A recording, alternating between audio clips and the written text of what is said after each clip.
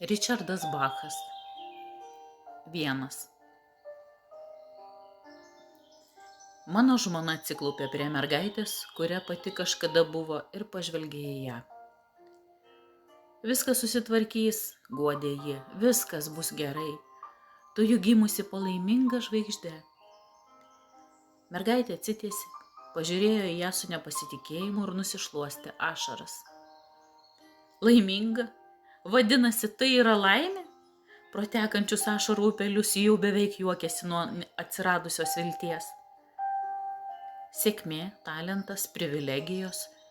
Tu jau žinai, ko labiausiai trokšti gyvenime. O tai būdinga tik labai nedaugeliui tavo bendraamžių. Yra tokių, kurie per visą gyvenimą nesuranda savo kelio. O tu jau suradai. Tai muzika. Mano žmona linktelėjo ir atsistojo. Tu juk esi labai gabi ir protinga. Tau patinka muzika, bet to tu esi užsispyrusi kaip niekas kitas. Ir niekas negali tave sustabdyti. Tai kodėl aš tokia neturtinga? Štai jeigu šitas pianinas, tu tik paklausyk. Jis sudavė per klavišus 4 kartus. Pagrojo 8 natas aukštutinėje oktavoje. Aš netgi galiu pasakyti, kurios stygos viduje yra nutrūkusios. G ir D mažorinės apskritai neskamba, o mes neturime pinigų išsikviesti derintojui. Ji daužė savo kumšteliais geltonus klavišus. Kodėl? Tu gebi visiems įrodyti, jog ryžtas, meilė ir sunkus darbas gali ištraukti tave iš skurdo ir nevilties. O vieną dieną tu galbūt sutiksi kitą į save panašią mergaitę gyvenančią skurde ir kai ji pasakys, oi, jums tai viskas taip lengvai pasiekiama, jūs esate gera pianistė, jūs turtinga, o aš nuolatos alkana, tik duona gyva, tad kaip man mokytis? Galėsi tuomet pasidalyti su ja savo patirtimi, galėsi pamokyti ją tvirtybės. Mergaitė mąstė. Aš laimiu konkursuose, tarė ji, bet nežinau kodėl. Aš nekenčiu būti nugalėtoja.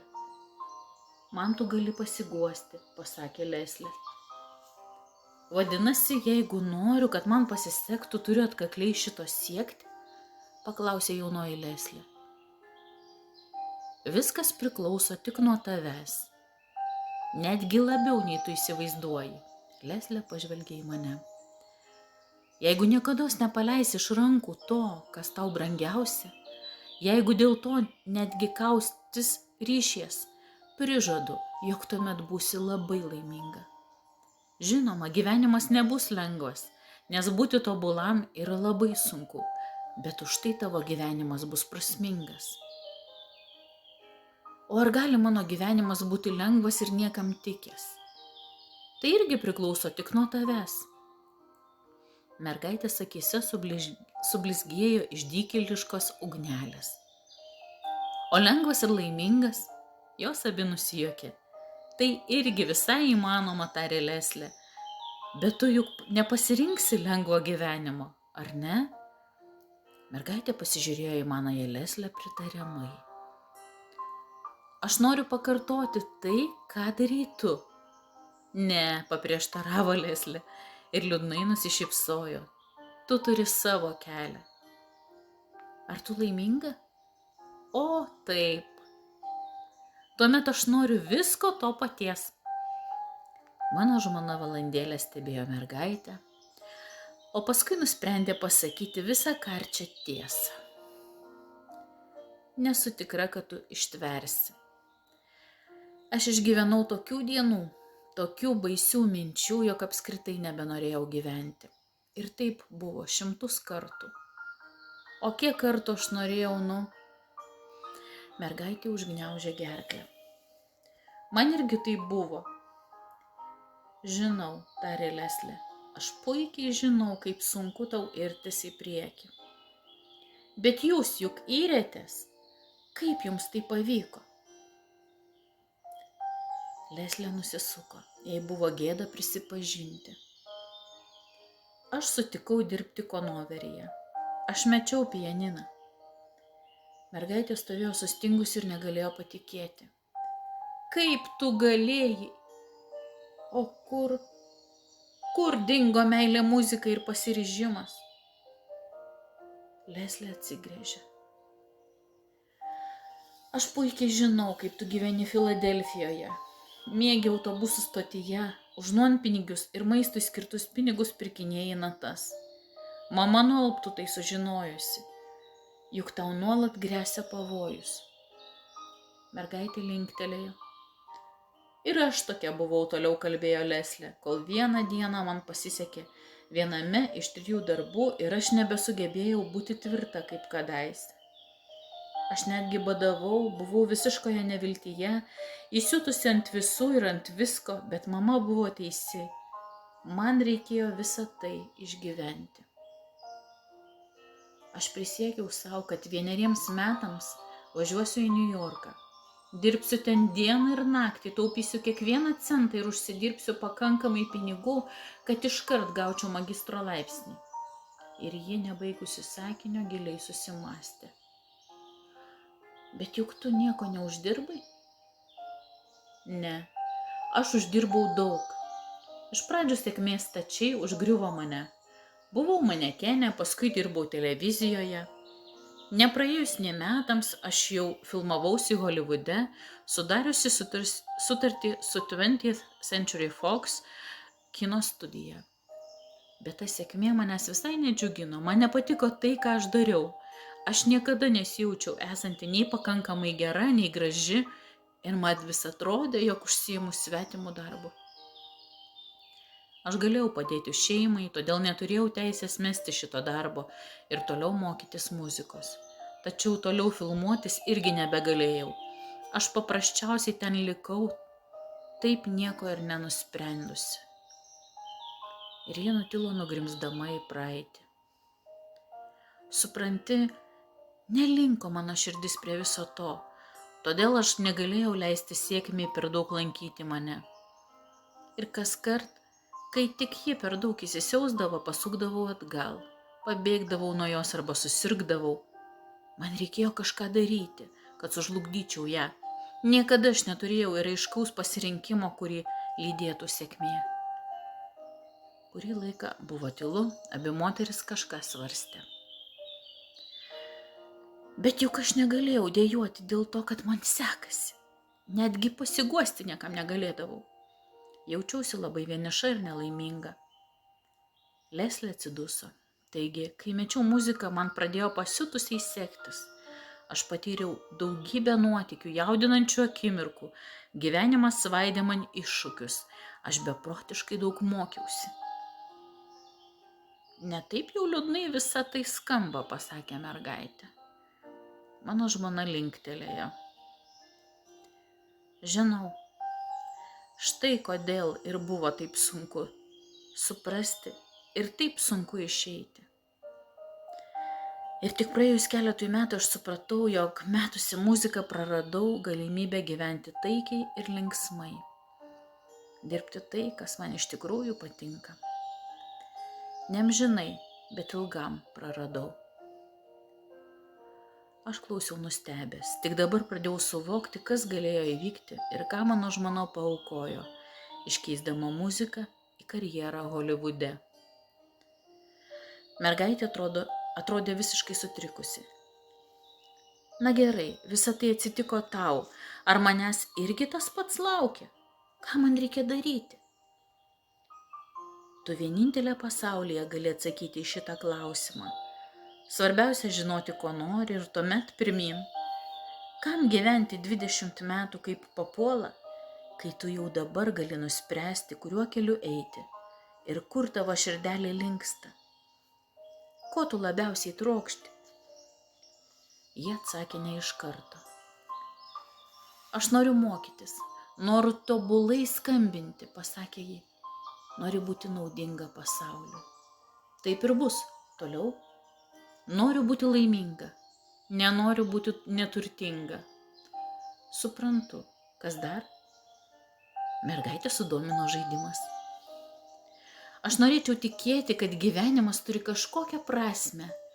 kad yra tam tikri dėsniai, kuriais vadovaudamas aš ištversiu ir sunkius laikus, ir laimingus. Tai ne religija, aš jau išbandžiau tai, tik visuomet vietoj atsakymo sulaukdavau, tikėk Dievą mano vaikė. Leslė net susiraukė prisiminusi praeitį. Paskui jos jaunoji aš staiga paraudo ir tarė: aš noriu tikėti, kad pasaulyje yra žmogus, kuris, kaip ir aš, yra vienišas. Noriu tikėti, kad mes surasime vienas kitą ir niekados daugiau nebesijausime vieniši. Paklausyk, tarė mano žmona. Viskas, ką tu dabar pasakei ir viskas, kuo tu norėtum tikėti, jau yra realybė. Ne viskas tavo gyvenime vienodai išsipildys. Kai kam įgyvendinti prireiks ir visai nemažai laiko, bet tai visai nereiškia, kad šią akimirką tai yra netiesa. Ir netgi žmogus, kurį aš pamilsiu, nejaugi iš tikrųjų yra man skirtas žmogus. Jo vardas Richardas. Nori jį pamatyti? Dabar? Paklausė ji nustebusi. Leslė ištiesė man ranką. Aš išlindau iš už mergaitės nugaros.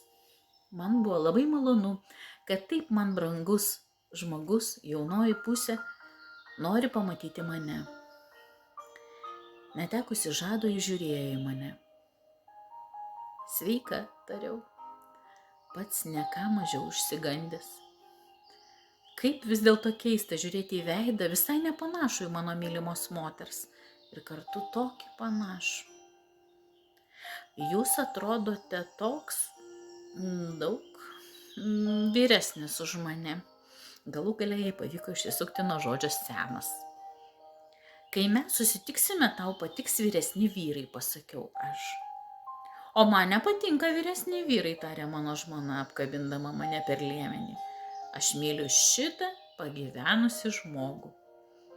Mergaitė stebėjo mus. Galiu jūsų šito paklausti, ar jūs iš tikrųjų laimingi būdami kartu? Ji ištarė šito žodžius tokiu tonu, tarsi būtų įsitikinusi, jog tai neįmanomas dalykas. Laimingesni, negu tu įsivaizduoji, pasakiau. O kada mes susitiksime? Kur? Konservatorijoje? Sakyti teisybę, ar ne? Kad tas įvyks tik po 25 metų, kad pirmoji jo santuoka bus nesėkminga, kad bus ir kitų vyrų, kad nuo šio momento, kuomet jis stovi prie savo apdaužyto pianino, iki mūsų susitikimo praeis ištisa amžinybė. Aš klausiamai pasižiūrėjau į Leslę.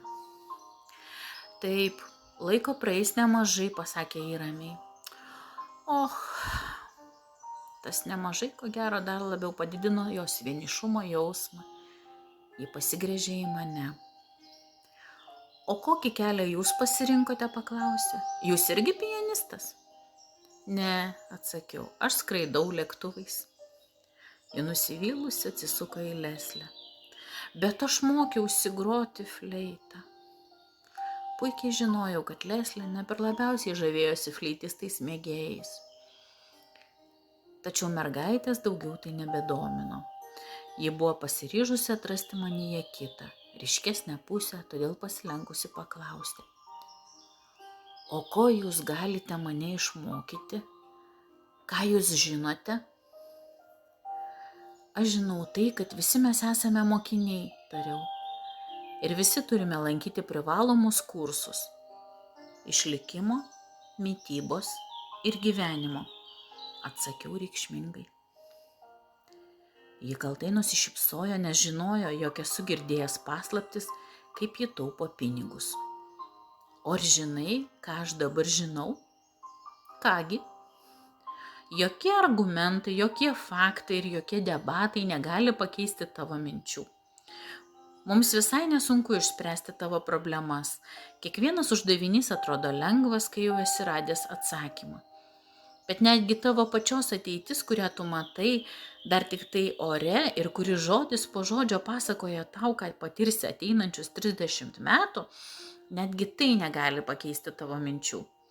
Vienintelis dalykas, kuris keisis visą gyvenimą, į tavo asmeninę nuojautą. Tai jūs norite, kad aš šito išmokčiau iš jūsų? Ji juokėsi. Mano šeimai atrodo, jog esu užsispyrusi ir keista. Jei nepatiktų jūsų skatinimai. Kaip tu manai, kodėl mes tave aplankėm, paklausė Leslė. Gal todėl, kad manote, jog aš nusižudysiu? Klausimu atsakė mergaitė. O gal todėl, kad norite, jog pas jūs būtų atėję būsimieji jūs, kai buvote mano amžiaus ir pasakė, nesijaudink, tu išgyvensi.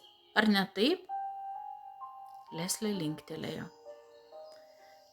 Aš prižadu išgyventi, tarė mergaitė. Maža to, aš prižadu, jūs būsite patenkinti, kad aš gyvenau. Aš prižadu, jūs dar didžiuositės manimi. Ir aš didžiuosiuosi tavimi, sušuko Leslė. Mes abu didžiuojamės, juk mano gyvenimas buvo tavo rankose ir tu neleidai man numirti. Tu nepalūžai, kai viskas aplinkui nebeteko prasmės. Galbūt mes visai negelbėti tave sugrįžome, o tiesiog norėdami padėkoti, jog parodėjai mums kelią, kad sudarei sąlygas mudviem su Richardu surasti vienas kitą ir būti tokiems laimingiems. O gal mes tiesiog sugrįžome tam, kad pasakytume, kaip mylime tave? Staiga vėl viskas aplinkui sudrebėjo. Pamažu ėmė nykti pilkai rusvas peizažas ir mes pajutom, kaip kažin kokia jėga stumia mus tolyn. Mergaitė suprato, kad mes paliekame ją ir nusišluostė ašaras. Ar aš kada nors jūs dar pamatysiu? Tikėkimės, Leslės balsas irgi drebėjo. Ačiū, kad atvykote, sušuko ji iš paskos. Ačiū.